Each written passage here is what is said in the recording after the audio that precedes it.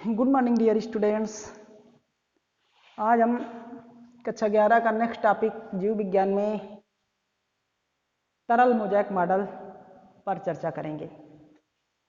इसके पहले वाले वीडियो में हमने कोशिका कला का सैंडविच मॉडल तथा एकक कला मॉडल पढ़ा दिया है। आज तरल मोज़ेक मॉडल पर चर्चा की जाएगी। तरल मोज़ेक मॉडल, तरल mosaic model, fluid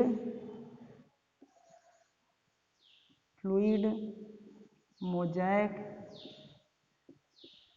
model, fluid mosaic model.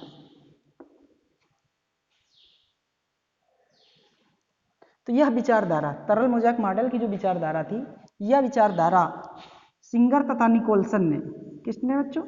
Singer तथा निकोलसन। यह विचारधारा सिंगर तथा निकोलसन ने सन 1972 में प्रस्तुत की थी। यह विचारधारा सिंगर तथा निकोलसन ने, ये दो वैज्ञानिक थे, एक सिंगर थे और एक निकोलसन थे। तो तरल मोज़ेक मॉडल की जो विचारधारा थी वो सिंगर तथा निकोलसन ने सन 1972 में प्रस्तुत की थी। कोशिका कला की तरल मोज़ेक मॉडल थ्योरी जो थी, जो संरचना थी, उस संरचना को सिंगर तथा निकोलसन ने सन 1972 में प्रस्तुत किया था। इस विचारधारा के अनुसार कला के मध्य में लिपिड की एक परत होती है। लिपिड की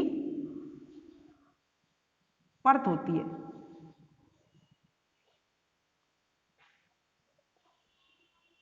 बात समझ में आएगी ना? बाइपोलर लेयर, द्विध्रुवीय परत इसको कहते हैं, द्विध्रुवीय परत होती है। इस द्विध्रुवी प्रोटीन परत में, इस द्विध्रुवी लिपिड की परत में बाहर की ओर गोलाकार जो लिपिड होती है वो बाहर की ओर, ध्रुवीय गोलाकार लिपिड बाहर की ओर तथा पूंछ सदस्य लिपिड अंदर की ओर होती है। इस तरह ये पूंछ सदस्य, ये अंदर की ओर है, ऐसे पूंछ सदस्य लिपिड ये क्या आंख की तरफ है, अंदर की ओर है, ये ऐसे। ये ध्रुवीय है। ध्रुवीय जो होती है लिपिड वो किस तरफ होती है? बाहर की ओर होती है। और पूंछ की सदस्य जो होती है वो अंदर की ओर होती है।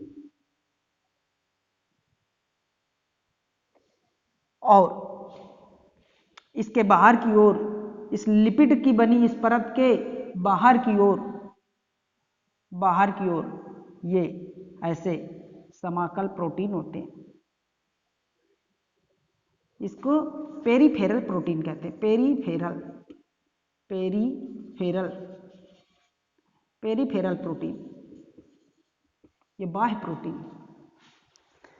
और इसी परत के मध्य में धसे हुए अन्य प्रोटीन होते हैं जिन्हें इंटीग्रल प्रोटीन कहते हैं। इन्हें क्या कहते हैं?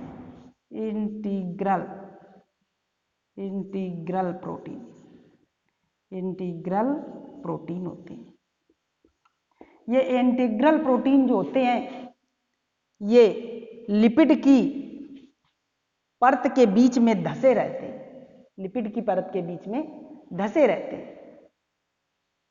इन्हीं से पदार्थों का आदान प्रदान होता रहता है। इसी परत से या इन्हीं इंटीग्रल प्रोटीन के मध्य से ऐसे इनके बीच से पदार्थों का क्या होता रहता है? आदान प्रदान होता रहता है। समाकल जो पेरीफेरल प्रोटीन होते हैं इनके ऊपर ग्लाइकोप्रोटीन क्या होते हैं बच्चों?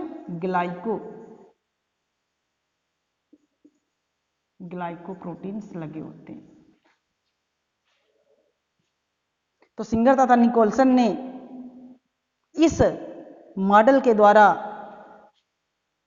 कोशिका कला की संरचना को समझाया और पूरा प्रयास किया। आज भी तरल मोज़ेक मॉडल प्रचलित है और लोगों द्वारा इसे समझाया जाता है।